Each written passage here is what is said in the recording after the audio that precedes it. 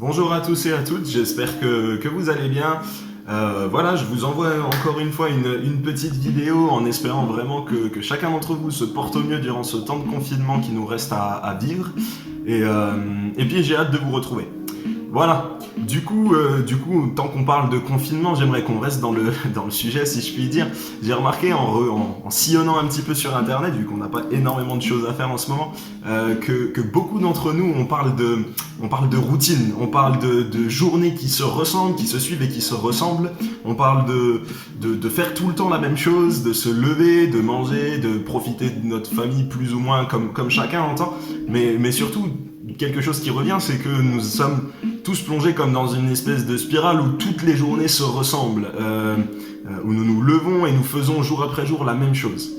Et bizarrement, ce terme routine a quelque chose de péjoratif, quelque chose de négatif que chacun comprend à sa manière. C'est-à-dire que chacun va associer le mot routine avec une habitude, une monotonie, quelque chose qui ne sort pas de l'ordinaire, qui ne nous sort pas de notre condition de confinement, qui ne nous fait pas rêver, entre guillemets.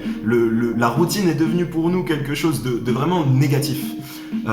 Et j'aimerais insister sur le fait que la routine n'est pas forcément quelque chose de négatif, n'est pas forcément quelque chose de mauvais en soi.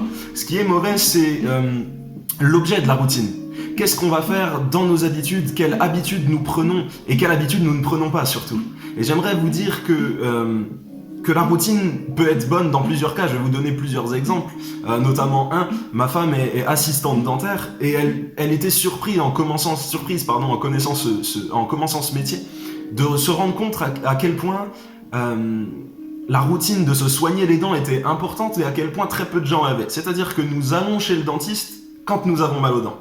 De la même manière, quelqu'un qui est garagiste va se rendre compte que les gens viennent au garage lorsqu'ils ont une panne.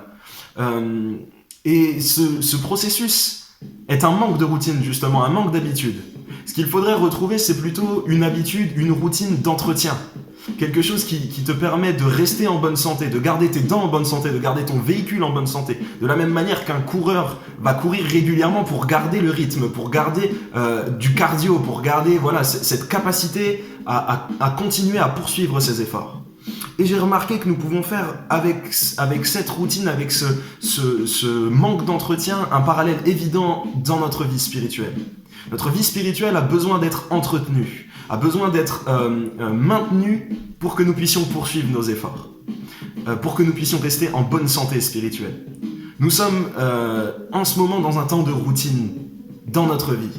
Mais est-ce que nous avons pris la bonne routine? Est-ce que nous avons pris l'habitude de nous tourner vers Dieu? De la même manière que pour le dentiste, nous nous tournons vers Dieu quand les choses vont mal dans notre vie. Et ce que j'aimerais vous dire, c'est que premièrement, c'est un bon réflexe de se tourner vers Dieu quand les choses vont mal dans notre vie. Pierre 5,7 nous dit « Et déchargez-vous sur lui de tous vos soucis, car lui-même prend soin de vous. » Dieu est d'accord avec le fait qu'on l'appelle au secours, est d'accord avec le fait qu'on le sollicite quand les choses ne vont pas bien. Mais Dieu attend plus de nous. Dieu attend que nous nous entretenions avec lui, que nous mettions en place une routine avec lui, une habitude de prière, une habitude d'appel à l'aide, une habitude de relation.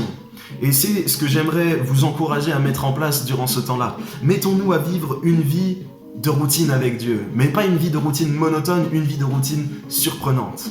La Bible nous dit « Priez sans cesse ». La Bible nous dit encore « Comment le jeune homme rendra-t-il pur son sentier ?» Dans Psaume 119 au verset 9 et 11. Comment le jeune homme rendra-t-il pur son sentier? En se dirigeant d'après ta parole. Je serre ta parole dans mon cœur afin de ne pas pécher contre toi. Pour ne pas pécher contre Dieu, pour se diriger d'après sa parole, il nous faut mettre en place cette routine, cette habitude de nous nourrir régulièrement, de venir à la source qu'est Jésus-Christ régulièrement, pour nous entretenir et rester en bonne santé spirituelle. Voilà, c'était mon message pour vous, que la routine de Dieu soit dans votre vie et qu'elle soit non pas une routine monotone, mais une routine surprenante, parce que notre Dieu est un Dieu surprenant. J'aimerais qu'on prie ensemble pour terminer et je vous souhaite à tous une bonne et agréable journée. Amen. Merci Seigneur Jésus encore parce que nous savons que tu es présent dans ces temps, Seigneur Jésus, de confinement.